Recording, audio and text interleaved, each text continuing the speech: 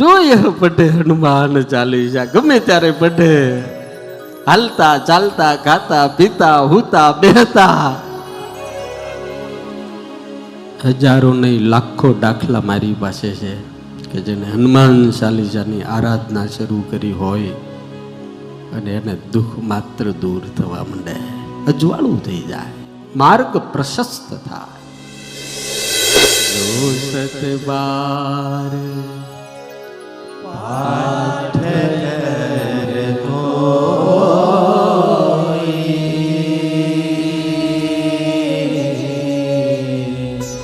છોટાહી બંદી મહાસુખ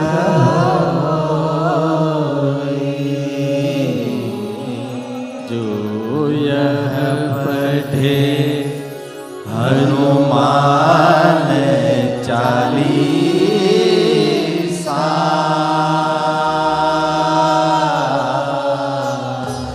હોય સિદ્ધિ સાખી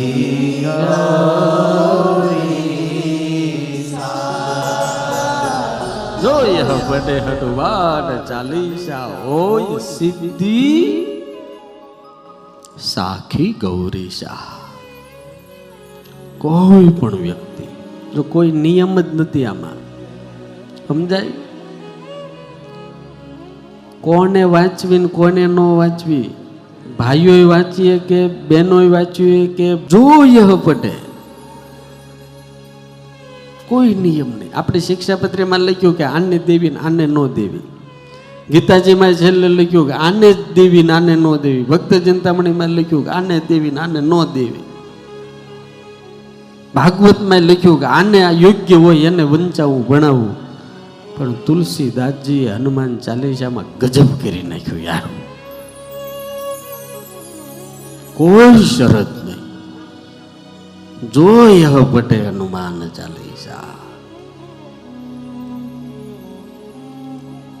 બાપા પઢે, બાપી પઢે, કાકા પઢે, કાકી પઢે, માસા પઢે, માસી પઢે, ફઈ પઢે, ભુવા પઢે, પપ્પા પઢે, પપ્પી પઢે, જેને પઢવું પઢે, નાનો પઢે, મોટો પઢે, બાબો પઢે, બાપો પઢે, દાદો પઢે, કાકા પઢે, કાકી પઢે, ગમે તે પઢે, પણ જો યહ પઢે હનુમાન વાંચો. ઈ નિયમ નહીં ક્યારે વાંચવી, હાલતા હાલતા ખાતા ખાતા પીતા પીતા હુતા હુતા બેઠા બેઠા દોડતા દોડતા ગમે ત્યારે. પવિત્ર દેહે અપવિત્ર દેહે ગમે ત્યારે તમે હનુમાન ચાલીસાની આરાધના કરો, કોઈ નિયમ નહીં. અને હનુમાન ચાલીસા એટલે ગ્રંથ છે, સિદ્ધ થયેલો ગ્રંથ છે અને શુદ્ધ ગ્રંથ છે. સંતો આ એક વસ્તુ સમજવા જેવી છે, આ દેશની અંદર કે આ દુનિયાની અંદર કેટલાય સ્તોત્રો છે, કેટલાય શાસ્ત્રો છે, કેટલાય મંત્રો છે, કેટલી કવિતાઓ છે. જે સ્તોત્ર જેટલું વધારે ગવાણું એટલું વધારે સિદ્ધ થાય અને શુદ્ધ થાય. આ દુનિયાની અંદર હનુમાન ચાલીસા જેટલો પાઠ આ કોઈ પણ સ્તોત્રનો નહીં થયો હોય, કોઈ પણ સ્તોત્રનો નહીં.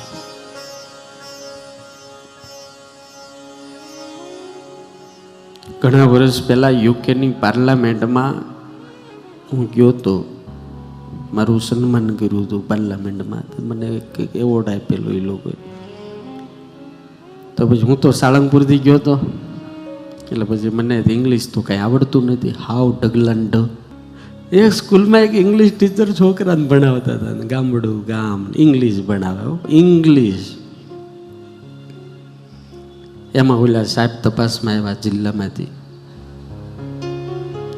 હવે સાહેબ તપાસમાં આવ્યા ને એટલે ઓલા સાહેબ આમ બરોબર હરખા થઈ ગયા. શું ચાલે છે સાહેબ? ઇંગ્લિશનો ક્લાસ. તમે? હું ઇંગ્લિશ ટીચર છું. બહુ સરસ. છોકરાઓ ઇંગ્લિશ આવડે છે? આવડે છે. હવે સાહેબ મારી જેવો અધૂરો. હવે એબીસીડી ભણાવવાની શરૂઆત એને કરી છે.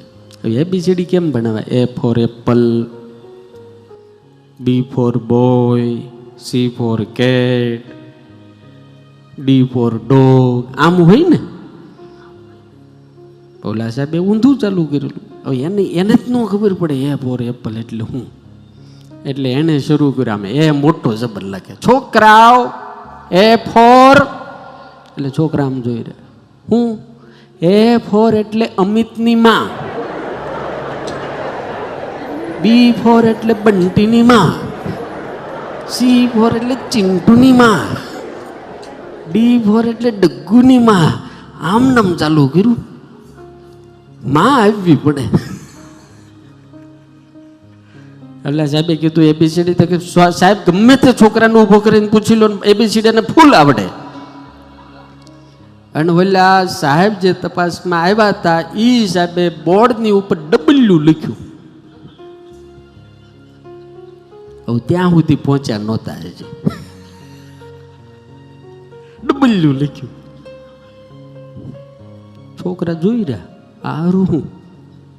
છોકરાઓ આને શું કહેવાય? એક છોકરો હોશિયાર ને ઊભો થયો, આમ ઊંચી આંગળી કરી, સાહેબ હું કહું, હું કહું. હા, એક ડાયો છે સાહેબને એમ થયું મારી આબરૂ રહી જાય. ઊભો થયો પણ આમ છડ્ડી પકડી દો. ગામડામાં કેવું છડ્ડી પકડી રાખવી પડે, નકર તકલીફ મોટી થાય. છડ્ડી પકડીને ઊભો થયો, સાહેબ હું કહું. બોલ બોલ. સાહેબ છે તો મન્યની માં પણ ઊંધી છે.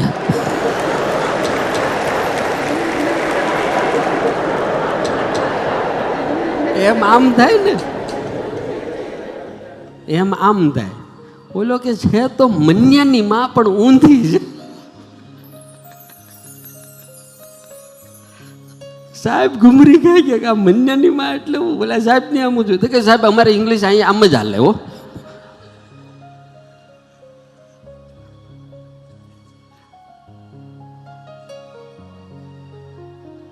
જોઈએ પઢે હનુમાન ચાલીસા, ગમે ત્યારે પઢે. હાલતા ચાલતા ખાતા પીતા હુતા બેહતા. હજારો નહીં લાખો દાખલા મારી પાસે છે કે જેને હનુમાન ચાલીસાની આરાધના શરૂ કરી હોય અને એને દુઃખ માત્ર દૂર થવા માંડે, અજવાળું થઈ જાય, માર્ગ પ્રશસ્ત થાય. એ હનુમાન ચાલીસા એક ગ્રંથ છે. हनुमान चालीसा हनुमंत तक पहुंचने का एक पंथ है. हनुमान चालीसा एक तंत्र है. हनुमान चालीसा मंत्र है, सिद्ध है और शुद्ध है.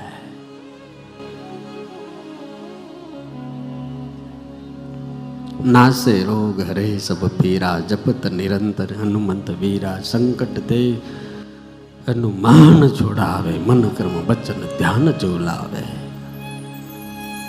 एक एक ચોપાઈ તો જુઓ તમે, એક એક ચોપાઈ.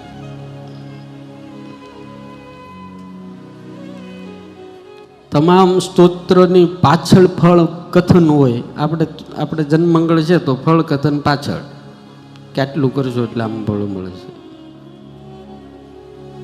ગીતાજીના પાઠમાં ફળ કથન પાછળ, ભક્ત જનતાઓની પાઠમાં ફળ કથન પાછળ, પણ હનુમાન ચાલીસામાં બે બાજુ ફળ કથન.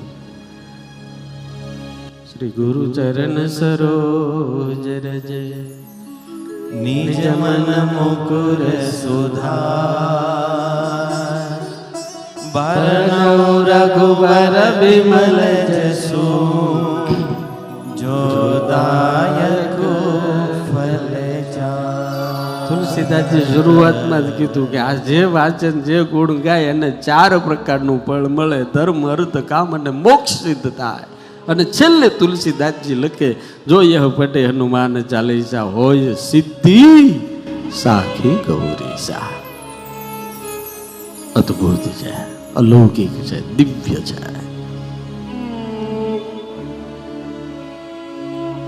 કારણ કે દાદા દેવા માટે છે, દેવા માટે છે. દે એનું નામ દાદા. આ મારા ઘનશ્યામ બેઠો, મને કે લગ્ન કર્યા ને ઘણા વર્ષ થયા, બાકી સાળંગપુર આવો, દાદા પાસે એને ફળ આપ્યું, અને દાદાએ સમજો કાનુડા કુંવર જેવા 2 છોકરા આપ્યા. આજે શું એક ભાઈના ઘરે ગયો તો મને કે સ્વામી તમે જે બાધા આપી હતી ને સફળ થઈ ગઈ. હું વાત કર, 10 વર્ષ પછી એને ત્યાં સંતાન થયું. આજે જ મને એને કીધું હું એક જ બાધા આપું, હનુમાન ચાલીસાનો પાઠ કરવા, એ ત્યાં જે બાધા અપાય એ કહું અને યજ્ઞ કરી જાઓ. અને આમ જો ગેરંટી આપું, દાદા દીકરો આપે ને મોળો તો આપે જ નહીં, મોળો તો આપે જ નહીં. ગજબ ના આપે. કારણ કે દેવાવાળો કોણ છે? એને મોળું ફાવતું નથી, એને નકામું ફાવતું નથી. મારા બાપ ઉદાર છે.